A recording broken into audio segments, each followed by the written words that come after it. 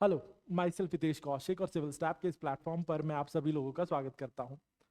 आज ये हमारा सेशन जो है, इसमें हमारी अतुल्य सीरीज फॉर आईएएस, इस प्रोग्राम में हम आपको यूपीएससी मेंस 2025 एग्जाम के लिए प्रिपरेशन करा रहे हैं। यूपीएससी मेंस 2025, क्योंकि यूपीएससी में जैसा आपको पता है जीएस 1, 2, 3 और 4 चार एग्जाम्स हैं। जीएस को हमने चार एग्जाम्स में डिवाइड किया है और जीएस 1 में जो क्वेश्चंस आते हैं उसमें हिस्ट्री का जो पार्ट है, आज उस पर हम जो है ये सेशन हमारा होगा। इस सेशन के अंदर हम 10 क्वेश्चंस आपके साथ डिस्कस करेंगे और लास्ट में इस सेशन के बाद हम आपको 5 क्वेश्चंस प्रैक्टिस के लिए देंगे और ये 5 क्वेश्चंस आप खुद से प्रैक्टिस कर सकते हैं घर पे और हमें आप फीडबैक भी हमसे ले सकते हैं। आप हमें ये सारे क्वेश्चंस जो हैं वो सेंड कर सकते हैं थ्रू पोर्टल। अब मैं आपको बता देता हूं कैसे, कि इसी वीडियो के नीचे आपको एक लिंक दिया गया होगा जिसके थ्रू आप हमारे पोर्टल तक पहुंच जाएंगे और हमारे पोर्टल पे जब आप पहुंचेंगे तो वहां पर आप अपने आंसर्स को अपलोड कर पाएंगे और हमारी टीम आपको अपना फीडबैक देगी, साथ ही आपको इनपुट्स देगी कि कैसे आप अपनी आंसर राइटिंग को इंप्रूव कर सकते हैं। यूपीएससी मेंस एग्जाम में आंसर राइटिंग बहुत महत्व रखती है और आंसर राइटिंग में अलग अलग स्किल्स की जरूरत पड़ती है। वही स्किल्स हम आपकी इंप्रूव करने के लिए ये प्रोग्राम लेके आए हैं जिसको हम कहते हैं अतुल्य सीरीज, जो यूपीएससी मेंस 2025 को टारगेट करती है। ठीक है, चलिए, तो आज हमारा हिस्ट्री का डे 2 है। एक सेशन हमारा हो चुका है। पहले सेशन में हमने 10 क्वेश्चन डिस्कस किए थे, 5 आपको प्रैक्टिस के लिए दिए थे। आज भी सेम फॉर्मेट में ही रहेगा। तो ये शुरू करते हैं हम आज का सेशन। ये रहा आज का हमारा पहला क्वेश्चन। ये देखिए, how did geography influence the regional variation in temple architecture across ancient India. ठीक है, तो ये है हमारा सवाल। अब देख लेते हैं क्या। देखो, यहां पर आप देख सकते हो कि हम, जैसा मैंने आपको लास्ट लेक्चर में भी बताया था, कि हमें अपने आंसर को 3 हिस्सों में डिवाइड करना होता है ताकि हम अपने आंसर को प्रॉपर्ली स्ट्रक्चर कर सके। First is introduction, then main body and then conclusion. History में जब हम इंट्रोडक्शन पार्ट की बात करते हैं तो मेनली जैसे हम करते क्या है कि हम जो मेन थीम है क्वेश्चन में जो पूछी गई, या मेन जो भी उसके अंदर जो है सब्जेक्ट रहता है, उसको इंट्रोड्यूस करते हैं। ठीक है, तो हम इंट्रोड्यूस करते हैं इंट्रोडक्शन पार्ट में। इंट्रोडक्शन में आप मान लीजिए आप कोई पीरियड बताना चाहते हैं तो वो पीरियड बता सकते हैं, साथ ही कोई जोग्राफिकल लोकेशन बताना चाहते हैं जहां से वो पर्टिकुलर डायनेस्टी अगर क्वेश्चन में पूछा गया है तो उससे रिलेटेड है, तो वो आपको उसकी जोग्राफिकल लोकेशन बतानी होती है। साथ ही में जो क्वेश्चन की डिमांड होती है उस हिसाब से आपकी इंट्रोडक्शन वेरी कर सकती है। ठीक है, तो जैसे इस क्वेश्चन में हम देखें, ये क्वेश्चन है, how did geography influence the regional variations in temple architecture across ancient India. यहां पहली चीज तो क्या है कि टेंपल आर्किटेक्चर की बात हो रही है और दूसरा, टेंपल आर्किटेक्चर यहां पे ये कह रहे हैं कि भाई वो अलग अलग रीजन्स में उसका आर्किटेक्चर वेरी करता है। ठीक है, भारत के अलग अलग हिस्सों में। तो इसी पर हमें जो है वो ये जो है अपना आंसर इसी के हिसाब से जो है हमें फ्रेम करना है। तो उन्होंने ये पूछा कि कैसे जो है वो वेरी करती है। तो पहला इंट्रोडक्शन में हम ये बताएंगे कि भाई जो लैंडस्केप है हमारे देश की, जिसमें अलग अलग रीजन्स है, जैसे हम शुरू में ही बता देंगे कि diverse geographical features of India, जिसमें माउंटेन्स, कोस्ट, प्लेट्यूज है और इसी के अनुसार जो है वो हमारा डिस्टिंक्ट स्टाइल बन जाता है आर्किटेक्चर का अलग अलग रीजन्स में। ठीक है, और प्राचीन भारत में इसीलिए ज्योग्राफी के हिसाब से जो है वो मॉडिफाई हो जाता था कि किस तरीके का आर्किटेक्चर वहां पर सूटेबल है। लोकली रिसोर्सेज और मटेरियल भी डिफरेंट टाइप के अवेलेबल होते हैं, यानी पत्थर या फिर जो भी मटेरियल जिससे भी मंदिर बनाया जाना है, तो वो भी डिफर करने लगता है अलग अलग रीजन में।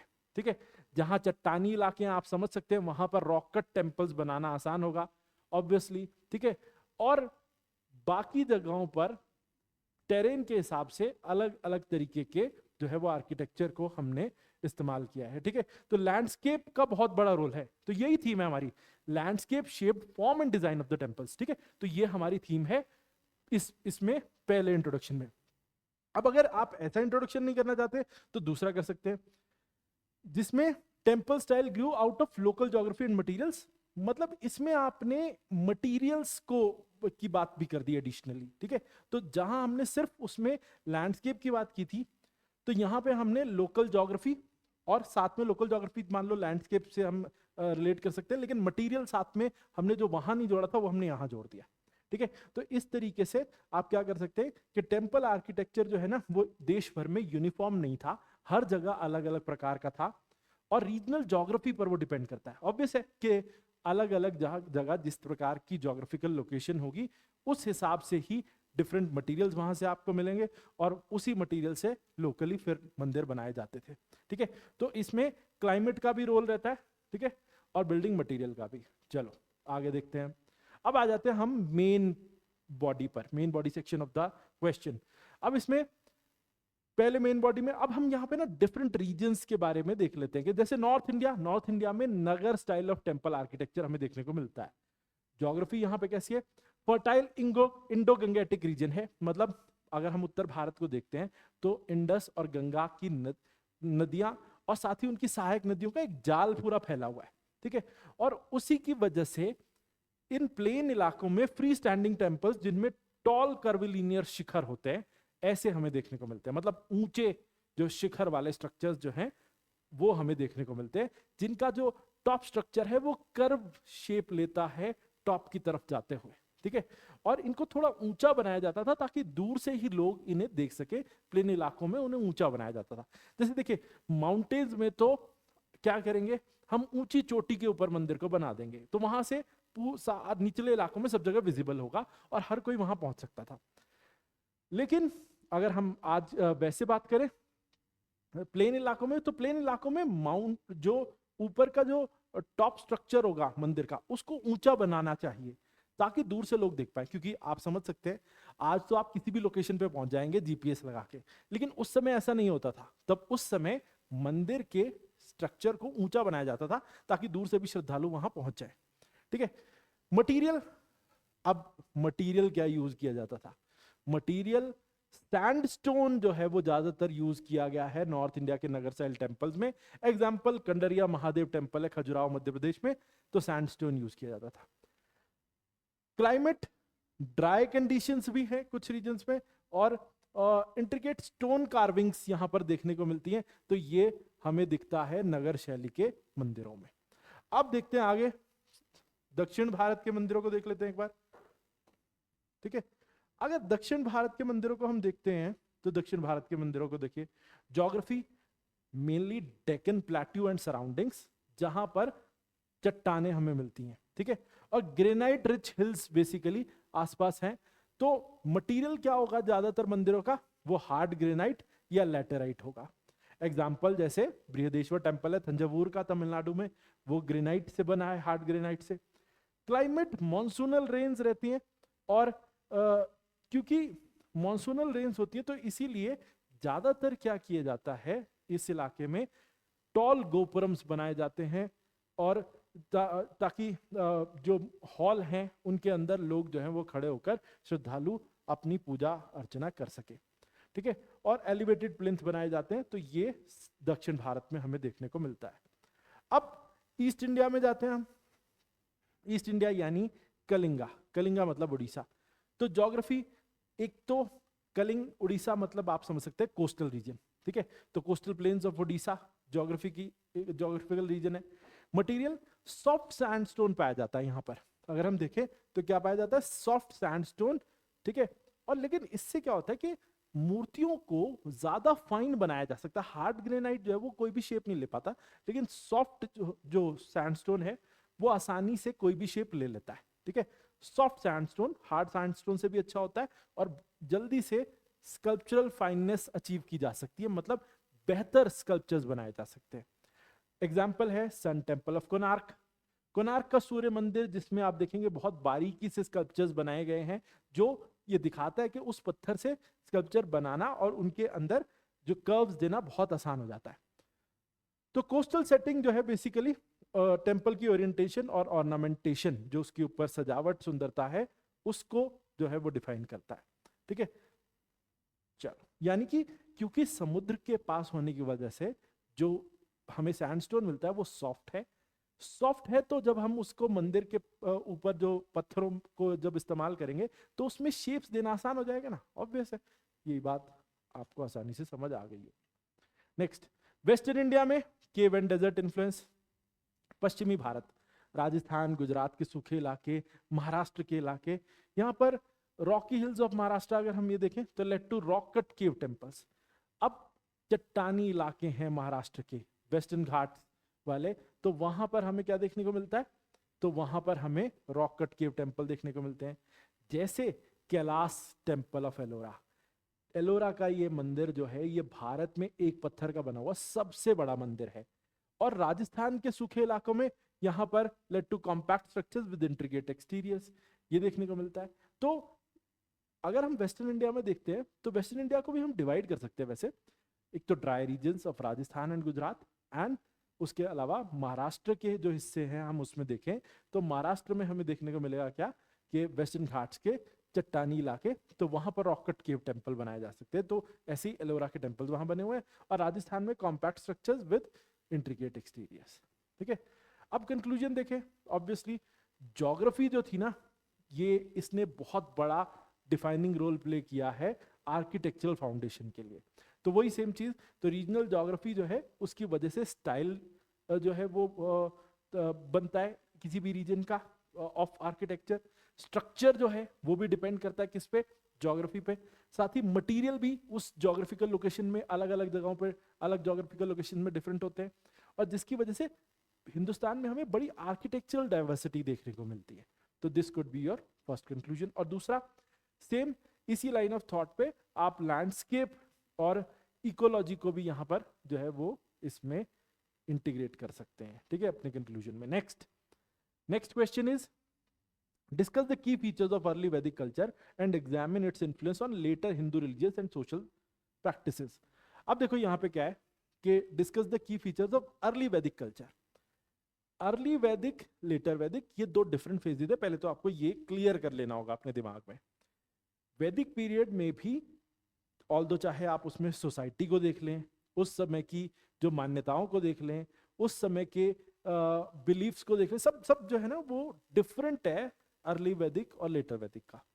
और ये सिर्फ specifically key features of early Vedic culture की बात कर रहे हैं। Discuss the key features of early Vedic culture, वो हमें डिस्कस करना है। और ये देखना है examine its influence on later Hindu religious and social practices, के बाद के समय में हिंदू मान्यताओं पर और सोशल प्रैक्टिसेस पर क्या असर डाला अर्ली वैदिक कल्चर ने। ठीक है, तो यहां हम लेटर वैदिक की बात नहीं कर रहे हैं, दोनों का डिफरेंट जो है बिल्कुल जो है वो पीरियड्स थे, दोनों में मान्यताएं डिफरेंट थी, ट्रेडिशंस डिफरेंट थे, सब कुछ डिफरेंट हो गया था। ठीक है, आप समझे। तो इंट्रोडक्शन, पहला अर्ली वैदिक पीरियड हमें क्लियरली डिफाइन करना होगा, the period between 1500 BC to 1000 BC, centred in Sapta Sindhu reason. मैंने आपसे शुरू में ही कहा था कि क्योंकि अर्ली वैदिक पीरियड की बात कर रहे हैं हम, तो हमने पहले डेट बताई, देन हमने ज्योग्राफिकल लोकेशन भी बताई साथ में। ठीक है ना, centred in Sapta Sindhu region, led the bedrock of Hindu civilisation through its sacred text. अब मतलब इस समय पर जो हमारी उस समय की जो संस्कृति थी या उस समय के जो मान्यताएं थी वो सेक्रेड टेक्स्ट ऋग्वेद पे आधारित थी। ठीक है, तो मेनली ऋग्वेद पे आधारित थी, सारे रिचुअल सोशल आइडियाज वो सब सनातन धर्म जो बाद में बना उसके सब का आधार ऋग्वेद था। ठीक है, तो ये हम यहाँ पे कह सकते हैं। दूसरा इंट्रोडक्शन 2 में ऋग्वैदिक सोसाइटी या फिर अर्ली वैदिक सोसाइटी पेस्टोरल लाइफस्टाइल था, क्योंकि गाय भैंसों पर ज्यादा जीवन निर्भर करता था, तो पेस्टोरल लाइफस्टाइल था। नेचर को वर्शिप किया जाता था, जैसे आप गॉड्स देखेंगे इंद्र, वरुण, अग्नि जैसे देव हुआ करते थे, जो बिल्कुल आप क्या करते हैं पर्सोनिफिकेशन ऑफ नेचुरल फोर्सेस जो हुआ करता था। मतलब जितने भी ऐसी चीजें थी, जैसे अग्नि नेचुरल है, इंद्र रेन गॉड है, नेचुरल फोर्स है, उसको हमने एक देव की तरह, एक देव पुरुष की तरह जो है वो इमेजिन किया उस समय पर, तो पर्सोनिफिकेशन ऑफ नेचर, तो वही हम करते थे। ठीक है, और साथ ही में यही सारे ट्रेडिशन बाद के हमारे हिंदू जो धर्म के विचार को, सोशल हायरार्की को और सैक्रामेंट्स को प्रभावित करता रहा। ठीक है, अब देख लेते हैं मेन बॉडी की features and lasting influence of Rigvedic period. इसमें पहला रिलीजियस प्रैक्टिसेस, वही मेन चीज के उस समय पर हम पर्सोनिफिकेशन, नेचर का पर्सोनिफिकेशन कर देते थे। ठीक है, और नेचर को वर्शिप करते थे। वैदिक हिम्स में नेचुरल फोर्सेस को पूजा जाता था, जैसे इंद्र थंडर और रेन, अग्नि फायर या अग्नि, आपको पता ही है मतलब और वरुण क्या है, कॉस्मिक ऑर्डर। तो ये आप ये समझ सकते हो कि ये सारी नेचुरल फोर्सेस थी जिनको पूजा जाता था। रिचुअल्स में जैसे यज्ञ की परंपरा थी जिसमें फायर सेक्रीफाइस होता था, यज्ञ में आप जो है वो अनुष्ठान और बलिदान करते थे और साथ में मंत्र उच्चारण या भजन उच्चारण जो है वो करते थे। तो ये सब चीजें हुआ करती थी। इन्फ्लुएंस क्या है, देखो अग्नि रिचुअल हिंदू हवंस में आज भी है और हमेशा रहा, ठीक है। और टेम्पल सेरेमनीज में भी यज्ञ के साथ साथ जो अग्नि को प्रज्वलित करने वाला जो सिस्टम है वो आज भी चल रहा है, ये आप जानते हैं। तो सीधी सी बात है, हमने पहले बताया कि नेचुरल फोर्सेस को पूजा जाता था, उसमें से ये ट्रेडिशन आज भी जो है वो कैरी फॉरवर्ड है। देव्स ट्रांसफॉर्म इनटू पौराणिक डाइटीज, अब जो उस समय के देव थे वो आगे चल के पौराणिक डाइटीज में बन गए, जैसे वैदिक विष्णु जो है आगे चल के एक मेजर गॉड बन गए, ठीक है। तो वेदों से ही निकला है, आगे पुराणों का जो है, पुराणों को जो इंस्पायर किया है वो बेसिक वैदिक ट्रेडिशंस नहीं किया है, ठीक है। नेक्स्ट सोशल स्ट्रक्चर देख लेते हैं। अगर ट्राइबल क्लैन को देखें तो सोसाइटी में जन हुआ करते थे, जन मतलब ट्राइब्स, और ग्राम होते थे, और जो जिनके जो हेड होते थे स्टेट के या ग्राम के जो मुखिया होते थे वो राजा या राजन कहलाते थे, चीफ, ठीक है। वर्ण व्यवस्था में ब्राह्मण, क्षत्रिय, वैश्य, शूद्र ये सभी हुआ करते थे, ठीक है। और इन्फ्लुएंस क्या रहा, ये वर्ण सिस्टम ना आगे चल के हिंदू समाज में और ज्यादा रिजिड हो गया, और ज्यादा जो है वो एक तरीके से उसने अपनी जगह ले ली, वो ज्यादा यूनिफॉर्म हो गया, ठीक है। आप ये कह सकते हैं कि कास्ट सिस्टम जो है ना, ये बेसिकली ये वेदों में लिखी हुई ये जो वर्ण व्यवस्था है उसी की आगे एम्प्लीफिकेशन थी, ठीक है। गोत्र सिस्टम जो हिंदू मैरिज कस्टम्स में है उसका भी कहीं ना कहीं जो लेना देना है वो वर्ण व्यवस्था से ही है, तो ये बिल्कुल वहीं से आया। सोशल स्ट्रक्चर भी जो है आज भी वैदिक प्रथाओं से प्रभावित है, ठीक है, खासतौर पे अर्ली वैदिक ट्रेडिशन से, ठीक है। फिलोसॉफिकल एंड कल्चरल लेगेसी की बात करूं अगर मैं, तो वेद जो हैं वो क्योंकि उस समय पर एक व्यक्ति दूसरे को ओरली वेदों का ज्ञान देता था, जैसे मैंने अपने स्टूडेंट को दिया, उन्होंने दूसरे स्टूडेंट्स को दिया, तो इस तरीके से वो वेद ओरली ट्रांसमिट होते थे। और बेसिकली साथ में शब्द उच्चारण पर ज्यादा फोकस किया जाता था, किस तरीके से उसमें भजनों का गायन किया जाता है, ठीक है। और कॉन्सेप्ट जैसे रीत, cosmic order and Brahma, universal soul, उपनिषदों में ये सब चीजें भी दी गई हैं, ठीक है। अब अगर हम ये देखें तो संस्कार जैसे मैरिज, उपनयन संस्कार, ये सब जो है ना ये बाद के ट्रेडिशंस में भी रहे, लेकिन ये सब जो हैं वो कहां से आए, वो समय जब वैदिक परंपराएं, अर्ली वैदिक परंपराएं सिर्फ ओरली ट्रांसफर होती थी, वो आज भी हैं हमारे समाज में, चाहे उसमें शादी के लिए तरीका हो, चाहे उपनयन संस्कार हो, वो सब है, ठीक है। और कर्म और मोक्ष का कॉन्सेप्ट जो है ना, आप ये कह सकते हैं, क्योंकि हमने ये कहा है कि अर्ली वैदिक ने बाद के समाज को कैसे प्रभावित किया, तो कर्म और मोक्ष का सिद्धांत जहां ऋग्वैदिक में भी था, तो लेटर वैदिक में और ज्यादा प्रॉपरली डिफाइन हुआ वो, ठीक है। तो यानी ये असर ही था ऋग्वैदिक कल्चर का बाद में, ठीक है। अब कंक्लूजन में, अर्ली वैदिक ritual, social models and spiritual concepts ये भारत में हिंदुइज्म के डीएनए बन गए और उसका आधार बने, ठीक है। और ये भी माना जाता है कि ये सब ओल्डेस्ट लिविंग फेथ जो है बन जाता है हमारा ऋग्वैदिक पीरियड। तो आज भी जो है वही फेथ जो आज भी उसी समय से चला आ रहा है, तो वो है आज का हिंदू समाज या हिंदुइज्म, ठीक है। तो इस तरीके से आप अपना कंक्लूजन बना सकते हैं, ठीक है। चलो नेक्स्ट क्वेश्चन पे चलते हैं आगे। Third question, evaluate the contributions of Rashtrakuta dynasty to development of art and architecture in South India with emphasis on their rock cut temples and patronage of Kannada literature। अब देखो यहां पर Rashtrakuta dynasty की बात हो रही है। Evaluate the contributions of Rashtrakuta dynasty, आपको राष्ट्रकूटा डायनेस्टी का जो कंट्रीब्यूशन है उसको इवैल्यूएट करना है किस संदर्भ में, art and architecture in South India. तो दक्षिण भारत का जो आर्ट एंड आर्किटेक्चर है उसमें राष्ट्रकूटाओं का क्या योगदान रहा है, ठीक है। With emphasis on rock cut temples and patronage of Kannada literature. और दो चीजों पर आपको प्रमुखता से फोकस करना है, ध्यान दीजिए। पहला रॉक कट टेम्पल्स, ठीक है, दक्षिण भारत के, और दूसरा कन्नड़ा लिटरेचर, ठीक है, क्योंकि राष्ट्रकूटा जाने जाते हैं कि उन्होंने मंदिर बनवाए रॉक कट, और दूसरा कन्नड़ का जो लिटरेचर है प्रमुख तौर पे राष्ट्रकूट डायनेस्टी उसके विकास के लिए रिस्पॉन्सिबल है। अभी हम उसको डिस्कस करेंगे। तो Rashtrakuta dynasty 8th century to 10th century AD के बीच में रूल करती है। एक्चुअली अगर आप इसको देखें तो अबाउट 755 एडी टू 975 एडी ये पीरियड है राष्ट्रकूटा डायनेस्टी का। आप इसे 8वीं से 10वीं शताब्दी भी कह सकते हैं, ठीक है। और कैपिटल कौन सी थी राष्ट्रकूटाओं की?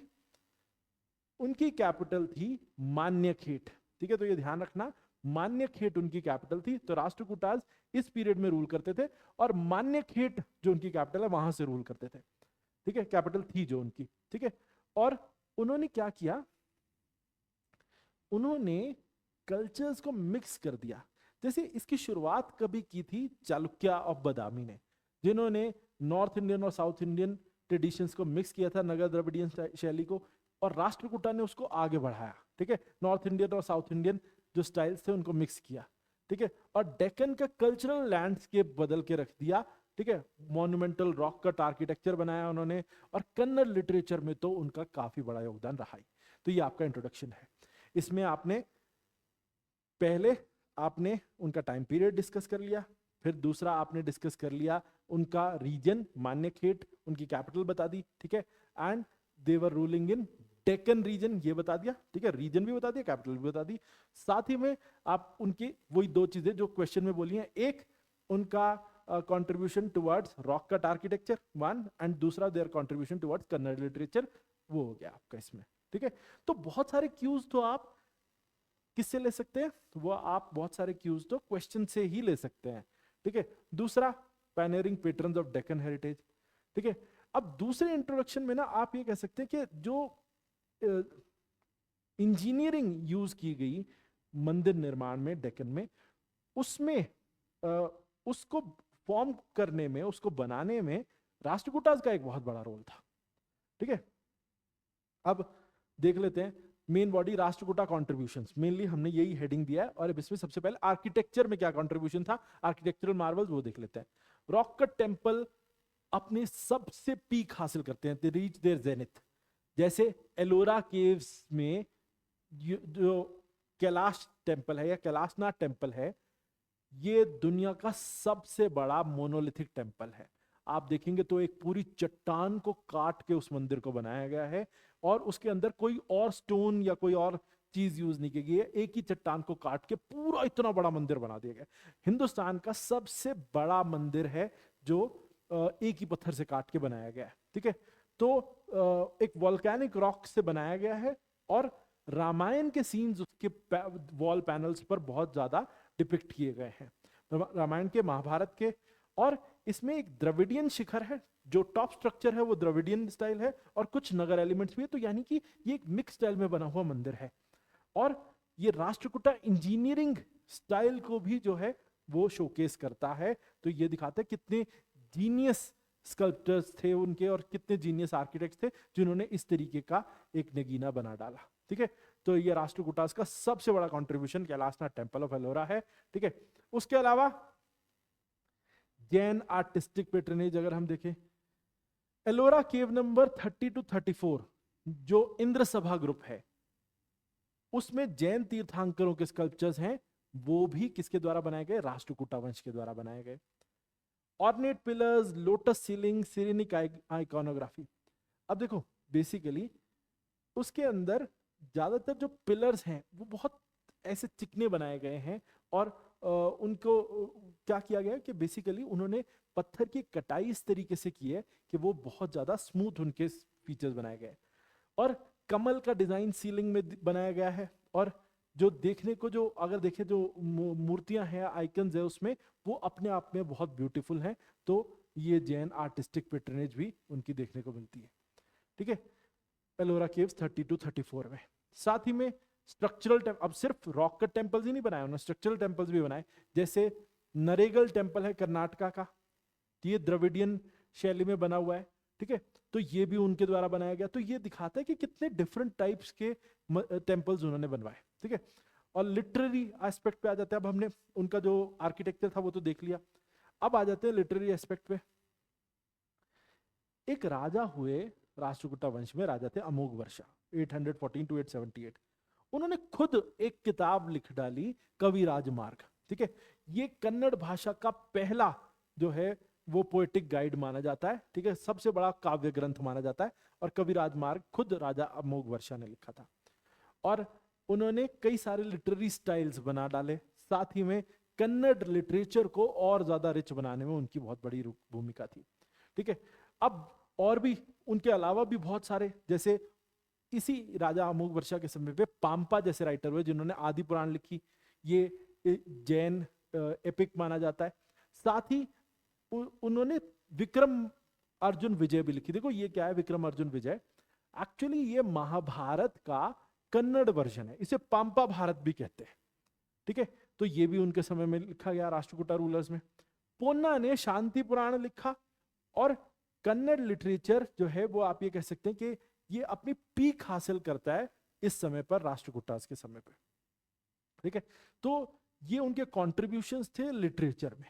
ठीक है, तो अब राष्ट्रकूटास की बात करें तो ओवरऑल कंक्लूजन में हम राष्ट्रकूटास ने साउथ इंडिया की कल्चरल बेडरॉक की फॉर्मेशन की। ठीक है, और जैसे ह्यूमैनिटी को दिए गए उनके गिफ्ट्स, जैसे कैलाशनाथ टेम्पल एलोरा, ऐसा कोई भी मार्वल दुनिया भर में मौजूद नहीं है। अगर हम देखें तो जो एक पत्थर से बना हुआ एक ही चट्टान से काटकर बनाया गया इतना बड़ा मंदिर है। ठीक है, और ऊपर से कन्नड़ में लिखी गई किताबें, अमोघ वर्षा के कॉन्ट्रीब्यूशंस, पाम्पा पोन्ना के कॉन्ट्रीब्यूशंस। ठीक है, तो अपने आप में जो है वो राष्ट्रकूटा डायनेस्टी का कॉन्ट्रीब्यूशन बहुत बड़ा है in terms of art, faith and language. ठीक है, तो ये हम कह सकते हैं। ठीक है, तो लास्ट में अगर इसके अलावा आप कुछ कंक्लूजन बनाना चाहते हैं तो ये कह सकते हैं कि रॉक कट मास्टरी जो है ना वो हासिल की राष्ट्रकूटास ने, और लिटरेचर में भी उन्होंने एक पीक जो है वो हासिल की। तो आप कह सकते हैं कि डेक्कन रीजन जो है वो इस समय पे गोल्डन एज एक्सपीरियंस कर रहा था राष्ट्रकूटा पीरियड में, और क्योंकि इस समय पे आर्किटेक्चर में भी जो है वो पीक थी, और साथ ही लिटरेचर में भी पीक जो है वो हासिल की गई थी।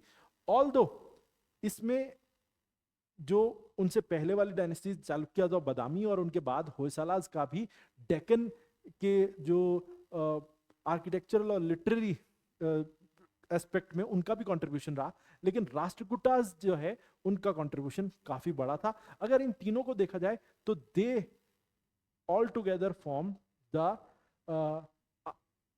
Cultural aspect of Deccan region. तो ये तीन थी डायनेस्टीज, चालुक्य, होयसाला और राष्ट्रकूटा। ठीक है, अब देखें नेक्स्ट क्वेश्चन। अभी जो हमने बात की होयसाला की, तो वही क्वेश्चन आ गया होयसाला डायनेस्टी के ऊपर ही।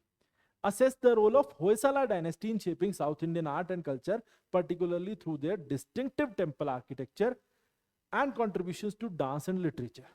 ठीक है, तो अब यहां पर ये जो दिया गया क्वेश्चन, इसमें क्या है, होयसाला डायनेस्टी के बारे में पूछा गया कि कैसे उसने दक्षिण भारत के आर्ट एंड कल्चर पर असर डाला, प्रभाव डाला through their distinctive temple architecture. उनका बिल्कुल अलग ही टेम्पल आर्किटेक्चर स्टाइल था। ठीक है, आप देखेंगे अभी कि बिल्कुल अलग मंदिर बनाए उन्होंने बाकियों से। उत्तर भारत में नगर शैली के मंदिर, दक्षिण भारत में द्रविडियन शैली के मंदिर। ठीक है, और वैसे जो स्टाइल चालुक्याज और बादामी और राष्ट्रकूटास ने बनाया, आप उसको कह सकते हैं कि उन्होंने मिक्सिंग ऑफ स्टाइल्स किया।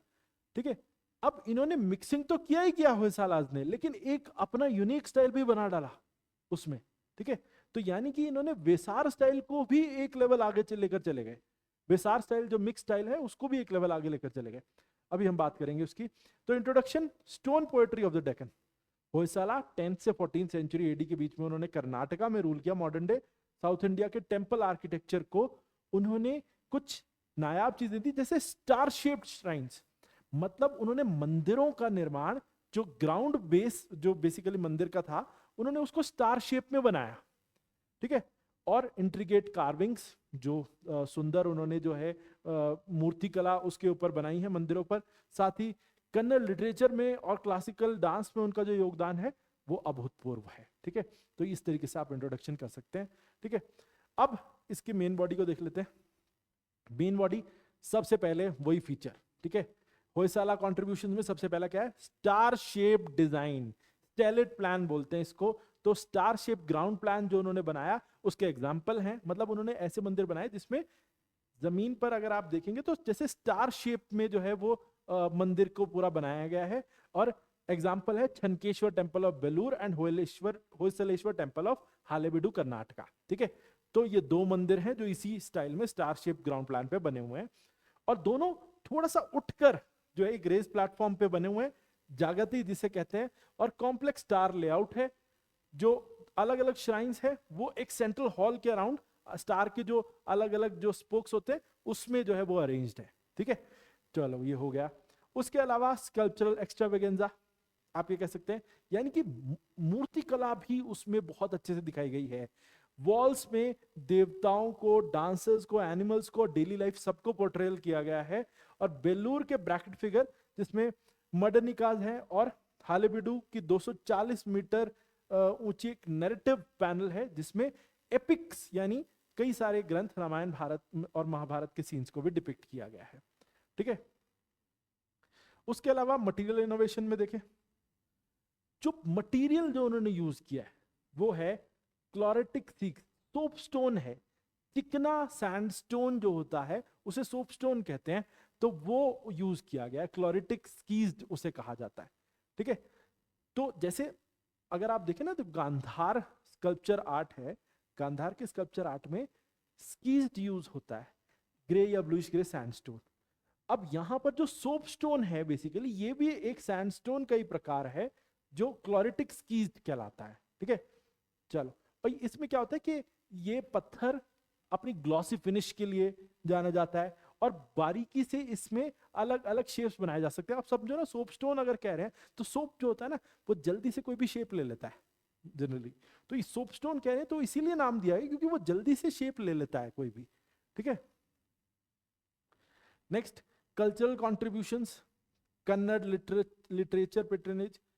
अब देखो अगर कन्नड़ लिटरेचर में देखें तो हरिहर बेसिकली उन्होंने पोएट्री जो लिखी है वो उनका कंट्रीब्यूशन बहुत बड़ा है। राघवांक उन्होंने हरिश्चंद्र काव्य लिखा है। ठीक है, और कुछ कोर्ट पोएट्स जैसे जन्ना उन्होंने यशोधर चरित्र लिखा है। तो ये जैन थीम्स को भी जो है वो इस समय पर उन्होंने केटर कर लिया और जैन थीम्स ज्यादातर उनके वर्क्स में देखने को मिलती हैं। साथ ही डांस और म्यूजिक में अगर देखें तो ज्यादातर जो टेम्पल फीचर्स है ना उस पर जो मूर्तियां बनी हुई है उस पे 108 से ज्यादा डांस पोजेस बने हुए हैं, करनाज जिसे कहते हैं हम। ठीक है, और नाट्य शास्त्र में जो दिए गए डांस पोजेस हैं उनका पोर्ट्रेयल वहां दीवारों पर किया गया है अलग अलग मंदिरों में, चाहे होयसलेश्वर हो चाहे छनकेश्वर हो वहां पर। ठीक है, बेलूर डांसर्स जो है वो बेसिकली ये क्लासिकल डांस को रिवाइव करने में उसने मदद की। अब देखो जो पैनल बना हुआ है बेलूर में, ठीक है, दीवार पर छनकेश्वर टेम्पल बेलूर में, तो आप उसमें देखेंगे कि अलग अलग डांस पोजेज हैं। मॉडर्न डे पीरियड में अगर वो डांस पोजेज अगर वो ना पोर्ट्रे किए गए होते तो उनको दोबारा से रिक्रिएट करना शायद आज के समय में मुश्किल होता, लेकिन जब वो सामने इमेजेस हैं तो बहुत आसान हो गया ना। तो आज के डांस फॉर्म बिल्कुल वैसे ही की जा सकती है जैसी उस समय की थी।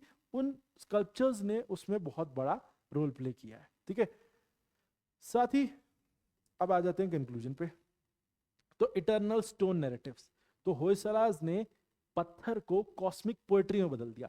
अब नृत्य कला और पोएट्री, अब उन्होंने क्या किया कि क्योंकि उसमें बड़े ग्रेशियस एक्सप्रेशंस हैं उनकी, जो बेलूर की जो पैनल्स हैं उसके अंदर, तो आप देखेंगे उसमें कि कॉस्मिक पोएट्री को उन्होंने उसके अंदर इंटीग्रेट कर दिया। ठीक है, और इसी वजह से जो बेलूर और हालेबीडु के जो टेम्पल्स हैं ये टाइमलेस गिफ्ट्स हैं हमारे लिए। ठीक है, और लिटरेरी पेट्रनेज जो उन्होंने दी तो उससे उन्होंने कन्नड़ भाषा को और आगे बढ़ाया। जो जो शुरू किया था कन्नड़ भाषा का विकास राष्ट्रकूटाओं ने, उसको होयसलास ने आगे बढ़ाया। ठीक है, तो ये आप लिख सकते हैं।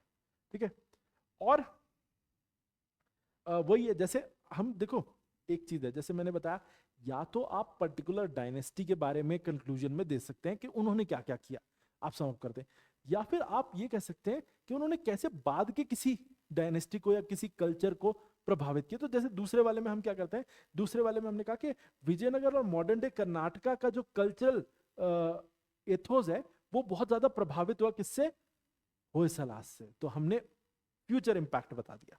तो ये भी आप कर सकते हैं कंक्लूजन में। जैसे हमने लास्ट में भी जो अभी राष्ट्रकूटा वाला क्वेश्चन किया था, तो उसमें भी हमने कहा था कि आगे होयसला ने भी इसी तरीके की पैटर्न, इसी तरीके की परंपराओं को जारी रखा। तो वैसे ही आप होयसला के आगे बता सकते हैं कि विजयनगर ने और कर्नाटका के कल्चर में इस तरीके की चीजें चलती रही। ठीक है, तो आप उसके आगे के इंपैक्ट को बता सकते हैं। ठीक है, नेक्स्ट अब गुप्ता पीरियड पे आ जाते हैं। Gupta period is often referred to as golden age of Indian art and culture due to its remarkable achievement in sculpture, painting and literature. Discuss. अब ये सवाल जो है ये गुप्ता पीरियड पर है। अब फिर वही चीज, अब आप खुद से सोचना, अब मैं नहीं बता रहा हूं, आप खुद से सोचो। पहले गुप्ता पीरियड, आप एग्जैक्ट पीरियड बता दें, ठीक है, 4 to 6 सेंचुरी। अब किस रीजन में रूल करते थे? नॉर्थ इंडिया मेनली, ठीक है। और golden age in Indian history इसको कहा जाता है, ये आपको जरूर बोलना है, क्योंकि ये बताना है, क्योंकि इंट्रोडक्शन में, क्योंकि जाना जाता है गुप्ता पीरियड के उस समय पर art, architecture, literature, astronomy, medicine, science, सब चीजों में तरक्की हुई। That's why the period is known as the golden age of India, ठीक है। और क्योंकि स्कल्पचर, पेंटिंग, लिटरेचर, खासतौर पे यही चीजें पूछी है ना, स्कल्पचर, पेंटिंग, लिटरेचर, इसमें आउटस्टैंडिंग कॉन्ट्रीब्यूशंस थे गुप्ता रूलर्स के और उनकी पैटर्नेज की वजह से। इन सब चीजों में बहुत बेहतर हमें स्पिरिचुअल डेप्थ देखने को मिली और एस्थेटिक रिफाइनमेंट देखने को मिली, ठीक है। तो हमने ये चीज मेंशन कर दी यहाँ पे। एक्चुअली हमने अभी इसको ज्यादा इधर उधर नहीं किया। हम वैसे तो बता सकते थे आर्ट, एस्ट्रोनॉमी, आर्किटेक्चर, लेकिन उसने सिर्फ क्या बोला? Sculpture, painting, literature. तो हमने वही एस्पेक्ट वहां पे लिखे, ठीक है। ऑब्वियसली एक चीज आपको बता दूं कि वर्ड लिमिट भी एक चीज है। आप वैसे तो सबको लिख सकते हैं, लेकिन you must highlight these 3 features, ठीक है, क्योंकि क्वेश्चन में वो पूछे गए हैं। ऑल्दो गुप्ताज ने तो डेवलपमेंट बड़े सारी फील्ड्स में की थी, पर इन तीनों को आपको पर्टिकुलरली लेके चलना है। और ये ध्यान भी रखना है कि मेन बॉडी में भी आप इन्हीं को ही जो है वो एड्रेस करेंगे, ठीक है। Peak of classical cultural expression. अब ये वाली जो है ना, इसमें आप गुप्ता एरा को ये कह सकते हैं कि ये इंडियन सिविलाइजेशन का हाई पॉइंट था, और इसमें आर्टिस्टिक और लिटरेरी ट्रेडिशंस जो है वो फ्लॉरिश किए। और क्योंकि पॉलिटिकली स्टेबल एनवायरनमेंट था, तो कल्चरली आप ये कह सकते हैं वाइब्रेंट एनवायरनमेंट हमें मिला। अब इसमें मेन बॉडी में चलते हैं। मेन बॉडी सबसे पहले, क्योंकि हमने 3 चीजें बात की थी, स्कल्पचर, पेंटिंग और लिटरेचर, तो बस उसी पर ही हम फोकस रखेंगे, ज्यादा इधर दाएं बाएं लेफ्ट राइट नहीं करेंगे, ठीक है। स्कल्पचर में रिफाइंड आइकॉनोग्राफी। अब हमें यह पता है जी गुप्ता पीरियड में सारनाथ बुद्धा बना है ना, तो उसको आप मेंशन कर सकते हैं। स्टैंडिंग बुद्धा फ्रॉम सारनाथ, जो मथुरा और गांधार से इंस्पायर्ड था, इस समय पर हमें वो मूर्तियां देखने को मिली। और एक बैलेंस, अब इसके आप फीचर्स भी एडिशनली दे सकते हो, जैसे कि Sarnath Buddha made use of yellowish sandstone दे सकते हो, वैसे मैंने नहीं दिया पर आप दे सकते हैं साथ में, ठीक है। और इसमें के in this period Buddha images had bigger halos and elaborated halos. जो पीछे हेलोज बने हुए थे ना, वो बहुत बड़े थे, ठीक है। एंड दे वर डिजाइंड, उसमें फूल पत्तियों का डिजाइन थे। डेकोरेशन बहुत अच्छा किया गया था हेलोज का। आप देखेंगे तो आप सारनाथ बुद्धा को एक बार इमेज को देखें, तो सारनाथ बुद्धा में एक तो दिखता है कि बुद्धा इज वेयरिंग, जो क्लोथ्स हैं वो दे आर वेरी थिन, ठीक है, बहुत थिन है, एज गुड एज ट्रांसपेरेंट दिखते हैं, ठीक है। और जो दूसरा इंपॉर्टेंट फीचर जो बुद्धा की इमेज में दिखता है वो क्या है? उनके पीछे बना हुआ हेलो। हेलो जो एक चक्र उनके सर के पीछे बना है, उसको आप देखेंगे वो बहुत अच्छे से डेकोरेटेड है, फूल पत्तियों का डिजाइन उसके ऊपर बना हुआ है, ठीक है। Tree foil patterns and multi foil patterns उस पर बना हुआ है और बहुत अच्छे से डेकोरेटेड है, ठीक है। और खास तौर पे अगर और देखें तो गुप्ता स्कल्पचर्स में ग्रेसफुल पोस्चर्स दिखते हैं, सीरीन एक्सप्रेशंस दिखते हैं, और हेलोज जो मैंने बोला एलेबोरेट हेलोज, तो वो तो उसमें दिखता ही दिखता है, ठीक है। बहुत अच्छे से एलैबोरेशन किया गया है, डिजाइनिंग बहुत अच्छी की गई है उसमें हेलोज की, खास तौर पे ध्यान रखना आपने। पेंटिंग्स, अब पेंटिंग्स की बात करते हैं हम। पेंटिंग्स अजंता के फ्रेस्कोज महाराष्ट्र में हमें जो मिलते हैं, तो उसमें बुद्धिस्ट थीम्स है मेनली, ठीक है। कोर्ट सीन्स दिखाए गए हैं, और ह्यूमन इमोशंस को बहुत अच्छे से पोर्ट्रेल किया गया है।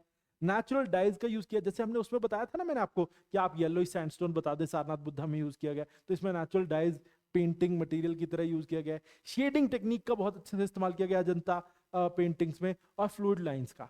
ठीक है, एग्जाम्पल है बोधिसत्व पद्मपानी पेंटिंग ऑफ अजंता केव 1। ठीक है, बोधिसत्व जो है वो पद्मपानी, जैसे मैंने बताया था आपको पिछली बार भी, कि प्रमुख तौर पे बुद्धिज्म में बुद्धा, उनको पूजा जाता महायान बुद्धिज्म में, और उनके साथ दिखाए जाते हैं दो बोधिसत्व। एक पद्मपानी जिनके हाथ में कमल है, जो दया और करुणा का प्रतीक है, जिन्हें अवलोकितेश्वरा भी कहते हैं। दूसरी तरफ वज्र लिए हुए, हथियार लिए हुए वज्रपानी। ठीक है, तो बोधिसत्व पद्मपानी की एक तस्वीर हमें दिखती है अजंता केव 1 में। ठीक है, तो वो बेस्ट ऑफ द पेंटिंग्स है जो गुप्ता पीरियड में बनाई गई। अब लिटरेचर, लिटरेचर में तो बस आप कंट्रीब्यूशन पूछे ही मत। ठीक है, क्यों? इसमें तो आप इतने सारे नाम दे सकते हैं। मेरे पास अब पता क्या, अब मुझे प्रॉब्लम ऑफ प्लेंटी हो गया यहाँ पे, क्या क्या दें यहाँ पर लिटरेचर में। लिटरेचर में आप दे दें कालिदास, तो आपको देना ही चाहिए, कालिदास अभिज्ञान शकुंतलम, मेघदूत, ऋतु संहारा। ठीक है, और बहुत सारे जो इनके 5 वर्क्स हैं, आप उन सबको यहाँ पर मेंशन कर सकते हैं, चाहे 1-2 कर दें, आपकी मर्जी है। ठीक है, आर्यभट्ट का आर्यभट्टियम, वरामेर का बृहद संहिता। ठीक है, इस समय पर तो बहुत सारे वर्क्स जो है वो लिखे गए थे।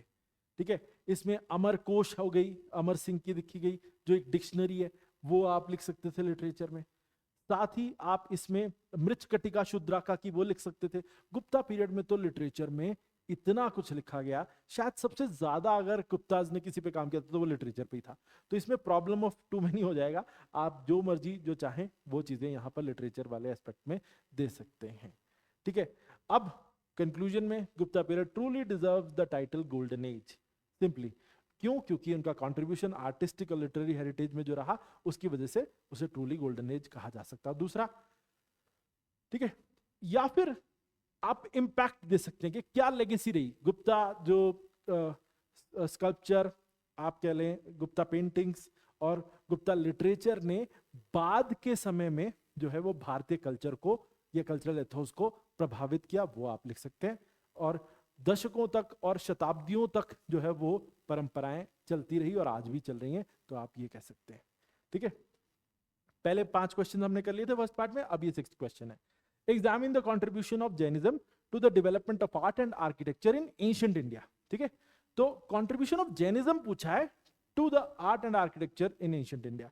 ठीक है, अब जैनिज्म के कंट्रीब्यूशन, तो जैनिज्म, पहली बात तो जैनिज्म का इतिहास आपको बताना होगा कि कब जैन धर्म जो है वो पॉपुलर हुआ। तो basically Jainism founded in 6th century BC. Actually वैसे ये बताऊं कि Jainism gained grounds in 6th century BC, ऐसा आप लिखें। क्यों?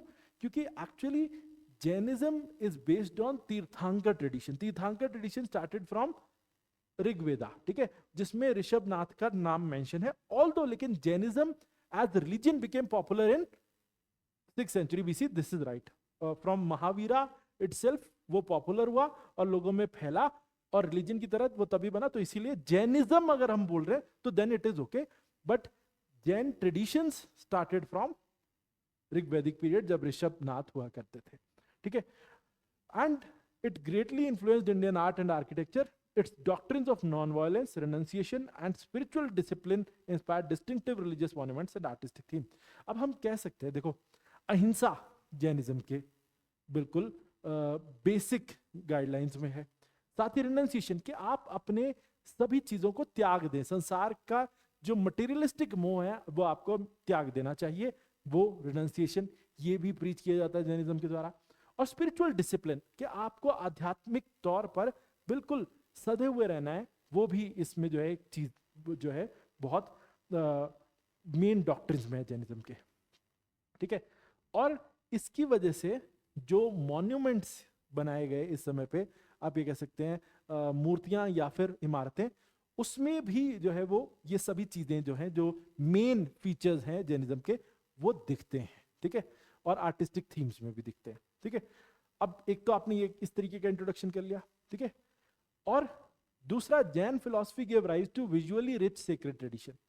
अब जैनिज्म जो है ना, उसने बेसिकली जैसे जैसे वो फैलता गया तो उसने आर्किटेक्चर को भी प्रभावित किया, आर्ट को भी प्रभावित किया, और डिवोशन जो है उसको एनहांस किया। साथ ही सिंबलिज्म और रिफाइंड एस्थेटिक्स हमें जैन आर्किटेक्चर में देखने को मिलता है और आर्ट में देखने को मिलता है, वो हम अभी मेन बॉडी में डिस्कस करेंगे। मेन चीज, Jain contribution to Indian art and architecture. First तो रॉक कट आर्किटेक्चर, जैसे अर्ली जैन केव्स, जैसे उदयगिरी खांडागिरी केव्स हैं उड़ीसा में, फर्स्ट सेंचुरी बीसी के बने हुए। अब ये क्या है, खारवेला ने बनवाए थे ना, हाथी गुफा इंस्क्रिप्शन, उदयगिरी खांडागिरी केव्स, ठीक है। तो ये आप यहां मेंशन कर सकते हैं कि राजा खारवेला ने मोनेस्टिक सिंप्लिसिटी को उसमें प्रदर्शित किया है, ठीक है। तो यानी जो मठ में जैन साधु जिस सादगी से रहते हैं वो वहां प्रदर्शित की गई है खारवेला की बनाई हुई केव्स में, उदयगिरी खांडागिरी केव्स, ठीक है।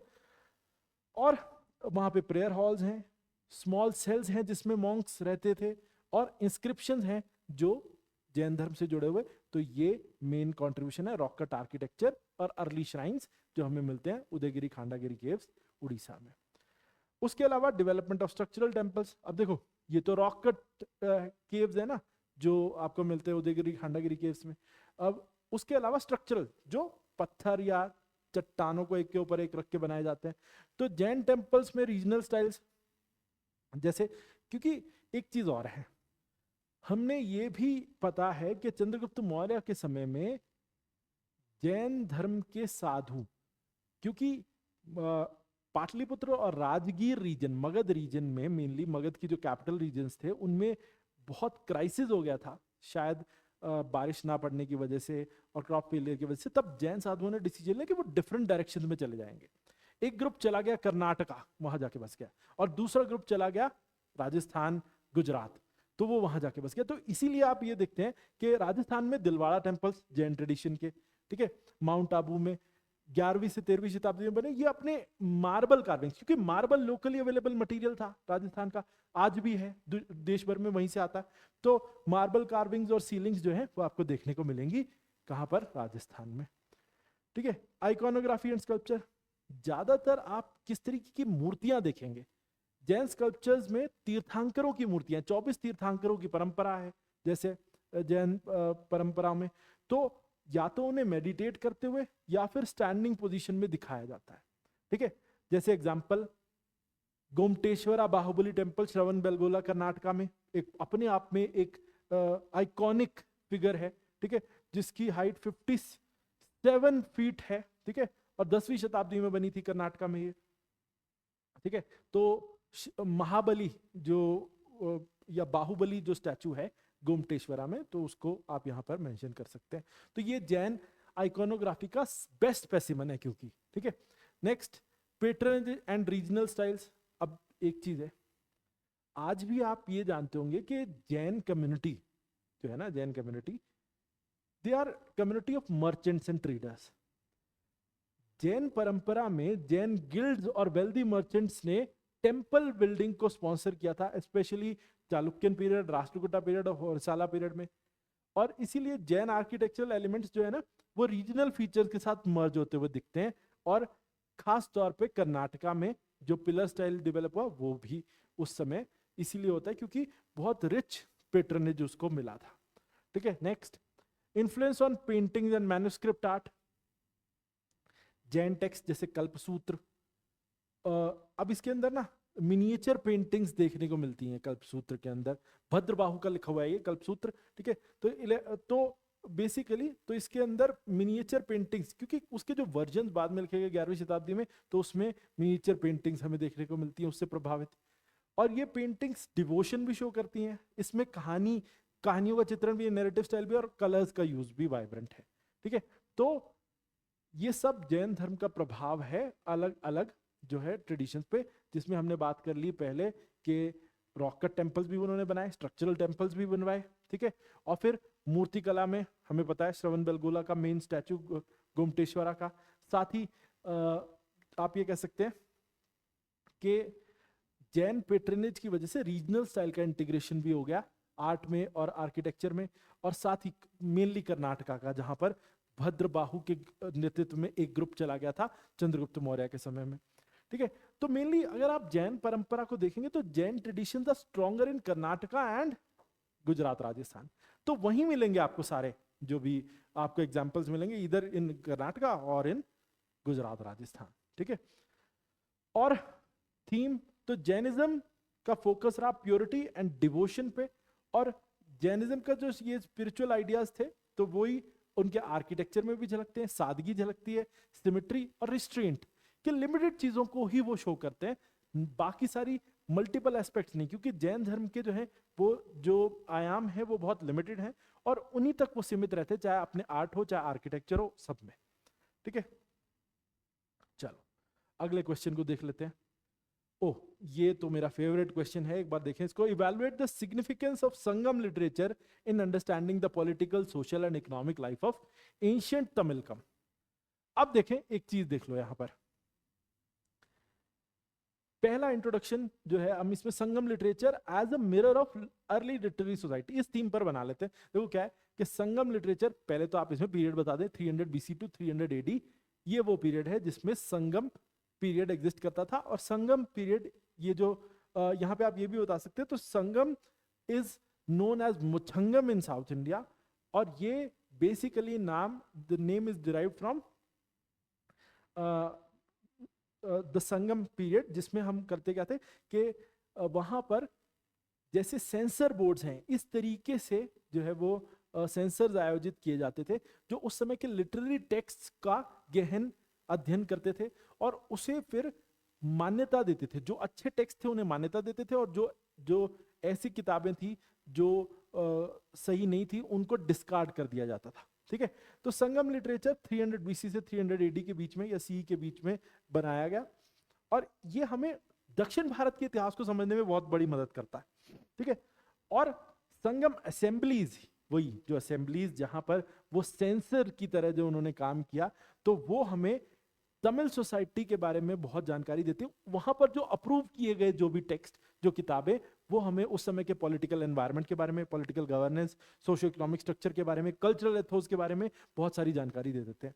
और ये सिर्फ लिटरेरी कॉम्पोजिशंस नहीं थी, ये उस समय की लाइफ, कस्टम्स और स्टेट क्राफ्ट को बहुत बारीकी से हमें समझा देते हैं।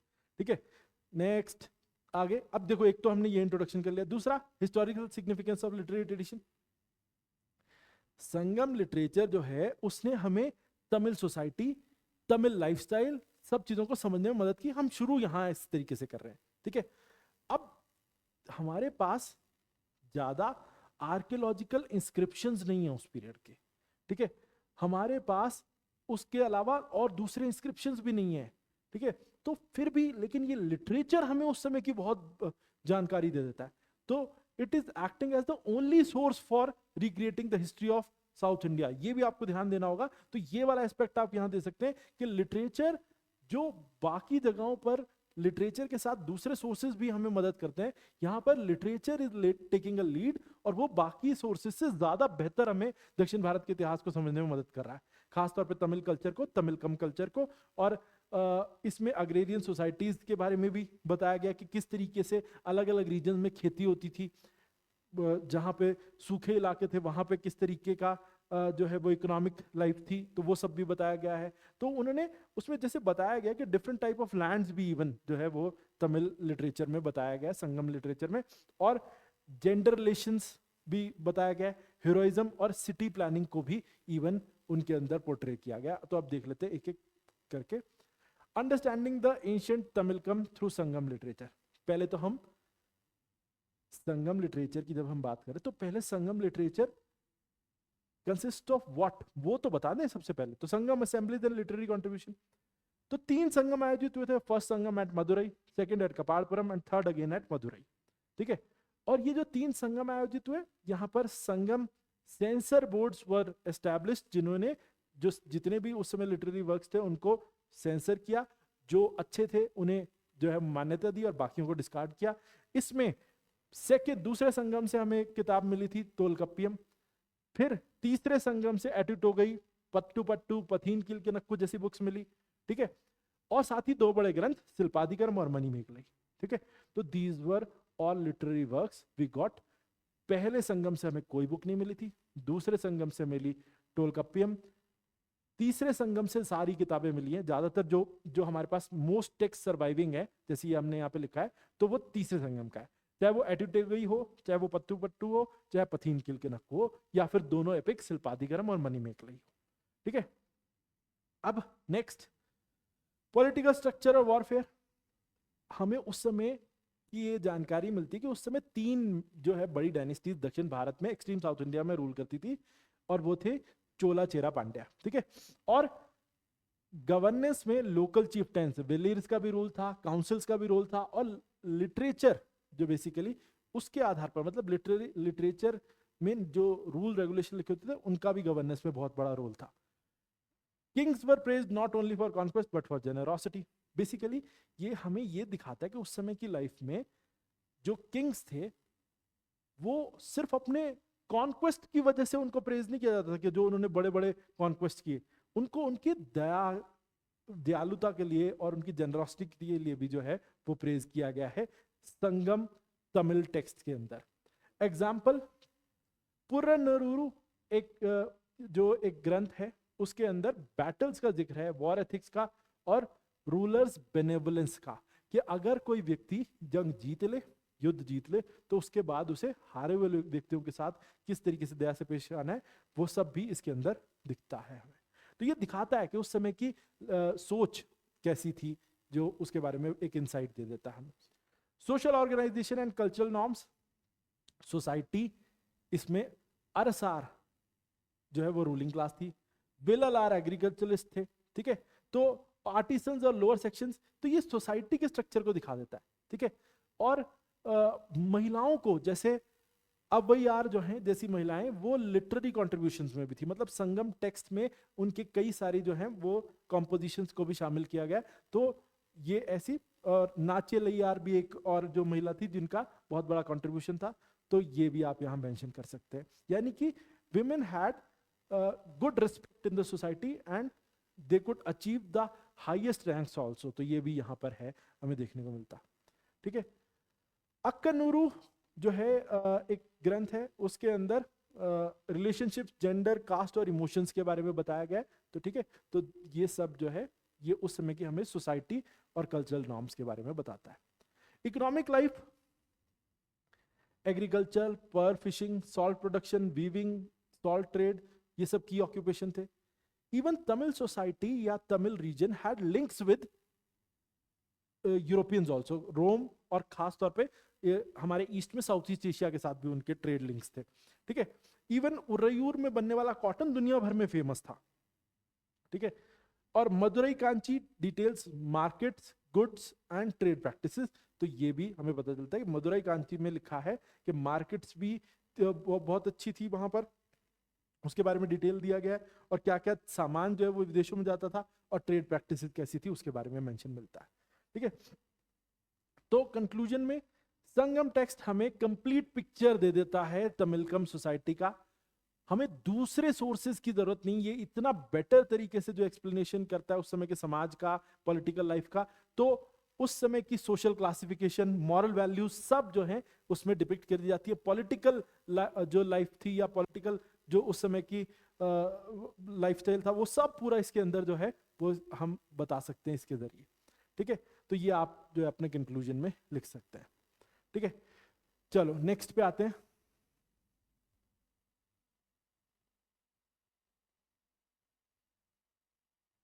चलो ये वाला क्वेश्चन तो मुझे लगता है रिपीट हो गया, तो नेक्स्ट क्वेश्चन पे आते हैं हम। How do the records of Chinese pilgrims like Xuanzang help in studying the India's ancient religious and cultural history? ठीक है, तो how do the records of Chinese pilgrims like Xuanzang help in studying India's ancient religious and cultural history? अब ये है आपके सामने अगला question. अब ये देखें, इसका इंट्रोडक्शन किस तरीके से बनाएंगे। देखो, अब पहला यह है कि चाइनीज पिलग्रिम एक यात्री थे ज़ुआनज़ैंग, जिसे हम ह्यूनसांग के नाम से भी जानते हैं। ठीक है, और उन्होंने कैसे इंडिया के एंशिएंट रिलीजियस और कल्चरल हिस्ट्री को पढ़ने में मदद की, वो उनके रिकॉर्ड्स ने, वो हम यहाँ पर डिस्कस करेंगे। तो मेनली पहला theme, foreign travellers give valuable external insights into India's cultural landscape. अब जैसे Chinese pilgrim like Xuanzang offered detailed first-hand accounts of India's religious and cultural life. तो मतलब उनके जो अकाउंट्स हैं वो हमें बिल्कुल एक बाहरी नजरिया प्रोवाइड कर देते हैं, ठीक है, कि कैसे उस समय की कल्चरल लाइफ थी, और अर्ली मेडिवल पीरियड के बारे में भी हमें अंडरस्टैंडिंग उससे मिल जाती है, और हमारी हिस्टोरिकल अंडरस्टैंडिंग जो है वो सोर्सेज से आगे बढ़ के एक नए एस्पेक्ट पर चली जाती है। तो ये इस तरीके से आप इंट्रोडक्शन कर सकते हैं, ठीक है। अब मेन बॉडी में role of Chinese pilgrims records in understanding ancient India. अब देखो डॉक्यूमेंटेशन एंड रिलीजियस लैंडस्केप, पहला हेडिंग ये बना लेते हैं कि ज़ुआनज़ांग ने स्टेटस ऑफ बुद्धिज्म के बारे में बताया कि बुद्धिज्म उस समय पर उसका भारत में क्या स्थिति थी, ठीक है। उन्होंने बताया कि it is declining in some areas and flourishing in centres like Nalanda and Vikramshila. Nalanda और विक्रमशिला जो दोनों ही विद्यालय विश्वविद्यालय मॉडर्न डे बिहार में थे स्थित, ये दोनों ही थ्राइविंग सिचुएशन में थे और दोनों के आसपास बुद्ध धर्म का विकास बहुत अच्छा था। लेकिन कुछ एरियाज ऐसे थे, गंगा की घाटी जैसे उन्होंने बोला कि वहां पे थोड़ा कम था बुद्धिज्म का प्रभाव, वो कम हो गया था, ठीक है। उन्होंने ये भी बताया कि इंडिया में उस समय ब्राह्मणिज्म और जैनिज्म जैसे धर्म भी जो है वो पनप रहे थे, ये भी उन्होंने खुद मेंशन किया, ठीक है। Next, description of education monastic life. अब वो मठ परंपरा और एजुकेशन के बारे में क्या लिखा उन्होंने, उन्होंने कुछ साल नालंदा में बिताए, ठीक है, और वहां के करिकुलम को नोट किया कि वहां पर किस तरीके का करिकुलम जो है वो चलता था। वहां की डिबेट प्रैक्टिसेस के बारे में बताया कि क्या कैसे वहां पर डिबेट्स होती थी, हर टॉपिक को लेके टीचर्स जो है वो किस तरीके से डिबेट्स को जो है वो बढ़ावा देते थे। मोनेस्टिक डिसिप्लिन, किस तरीके से वहां पे रहने वाले जो मठ हैं, मठ में रहने वाले जो साधु हैं, वो किस तरीके की लाइफ जो है वो रखते थे। और रॉयल पेट्रनेज, जिसकी वजह से ये नालंदा विश्वविद्यालय और मठ चलते थे, उसके बारे में भी उन्होंने बताया। तो नालंदा एक रेजिडेंशियल यूनिवर्सिटी थी जहां 10,000 से ज्यादा मॉन्क्स रहते थे, ठीक है। तो ये हमें बता देता है कि उस समय पर रॉयल पेट्रनेज की वजह से ही ये पॉसिबल हो पाता था। ऑब्वियसली आप समझ रहे हैं, क्योंकि लॉजिंग बोर्डिंग सब फ्री थी नालंदा विश्वविद्यालय में, तो इसीलिए वो वहां से ये हमें पता लग जाता है कि ये रॉयल पेट्रनेज भी मिलता था। और ऊपर से monastic life was very discipline life, वो भी उन्होंने खुद उसमें मेंशन किया है, ठीक है। Next is insight into socio cultural conditions. अब क्योंकि हमें ये पता है कि ये ज़ुआनज़ांग या Hiuen Tsang, he visited north India when the king was king Harshvardhan, post Gupta period के एक राजा थे हर्षवर्धन, वो राजा थे। और उन्होंने वो बताया कि उस समय सोशो पॉलिटिकल कंडीशंस कैसी थी। Even he has mentioned that Chalukyan king defeated Harshvardhan, and Chalukyan king himself was defeated by a Pallava king, वो सब उन्होंने उसमें मेंशन किया है, ठीक है। तो उन्होंने हर्षवर्धन के एडमिनिस्ट्रेशन के बारे में भी डिटेल बताया, जस्टिस के बारे में भी, आर्मी के बारे में भी, इकोनॉमी के बारे में भी बहुत डिटेल में उन्होंने बताया है। उन्होंने इंडियन टाउन्स के बारे में भी डिटेलिंग दी है, एग्रीकल्चर कैसा था, कास्ट सिस्टम कैसा था, और एवरीडे लाइफ के बारे में भी उन्होंने जानकारी दी है, ठीक है।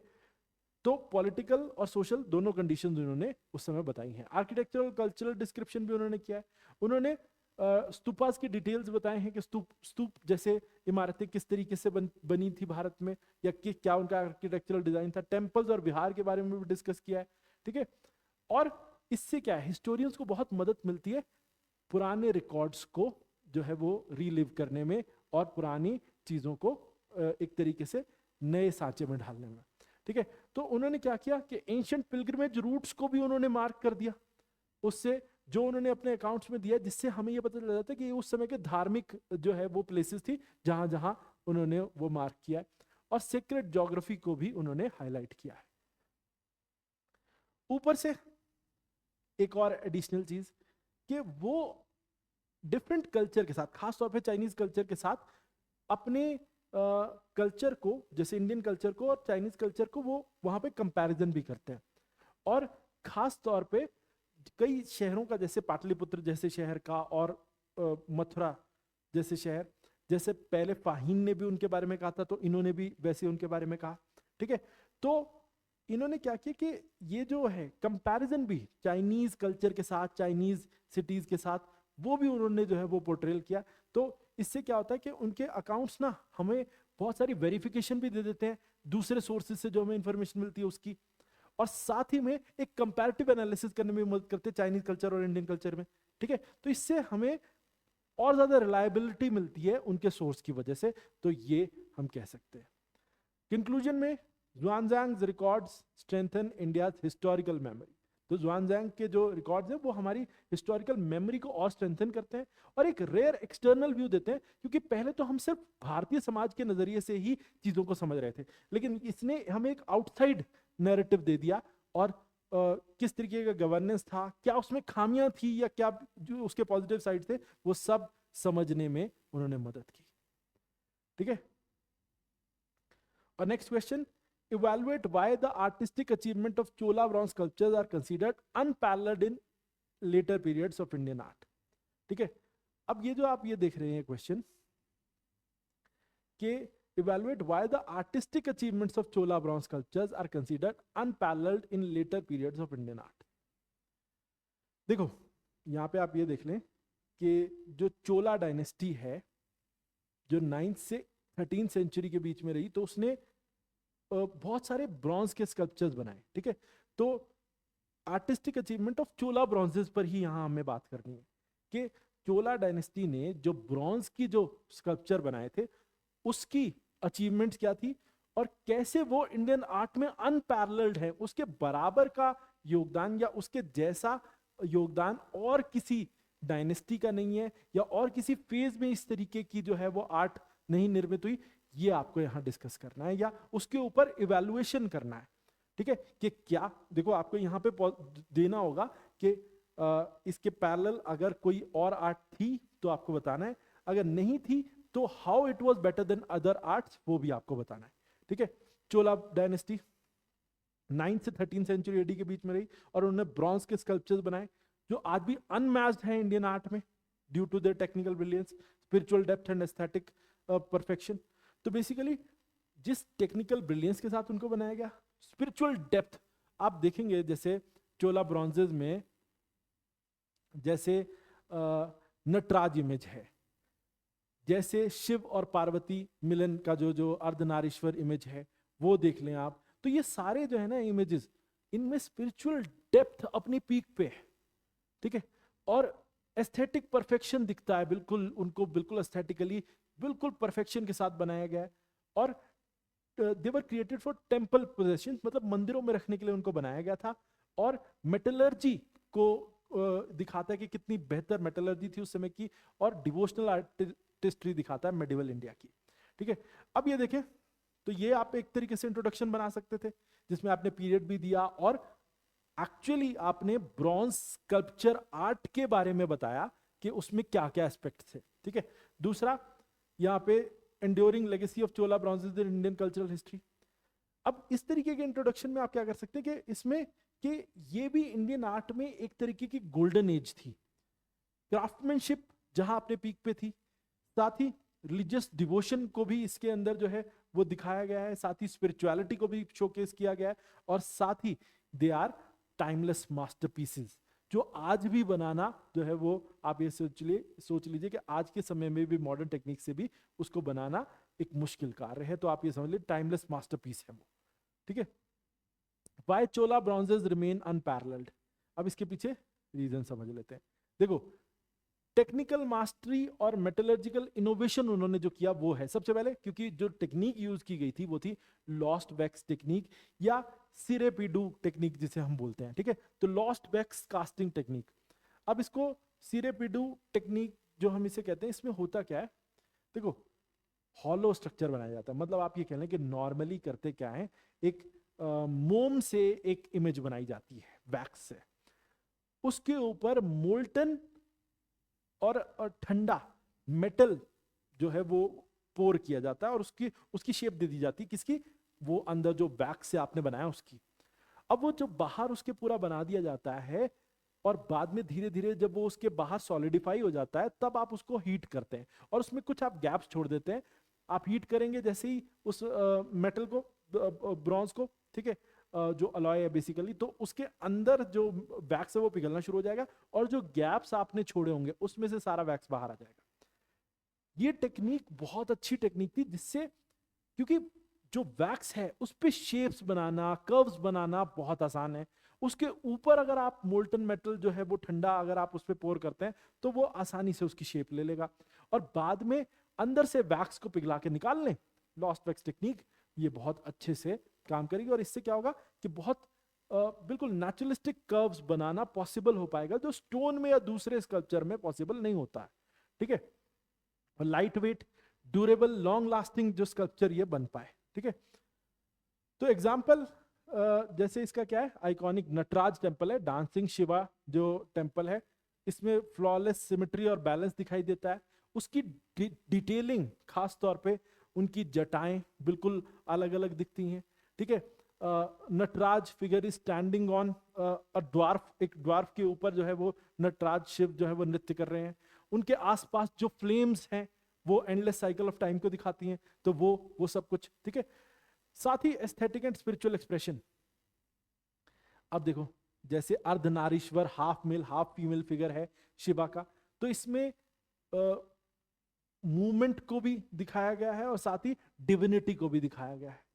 इमोशनल डेप्थ, जैसे सोम स्कंद है जिसमें शिव पार्वती को स्कंद के साथ दिखाया गया है, तो वो भी अपने आप में एक फैमिलियल हार्मनी को दिखाता है, कि जो फैमिली ट्रेडिशन होता है जिसमें एक से ज्यादा लोग एक फैमिली में रहते हैं, उसको दिखाता है। ठीक है, तो इससे क्या है कि ये कभी भी ना इतने फाइनली बाद में भी कोई शोकेस नहीं किया गया किसी भी पीरियड की आर्ट में, तो that makes this period different. ठीक है, और उसके अलावा आइकोनोग्राफिक स्टैंडर्डाइजेशन एंड इन्फ्लुएंस। चोला ब्रॉन्जेस जो थे ना, उन्होंने, आप ये कह सकते हैं कि साउथ इंडियन आर्ट को कई शताब्दियों तक प्रभावित किया।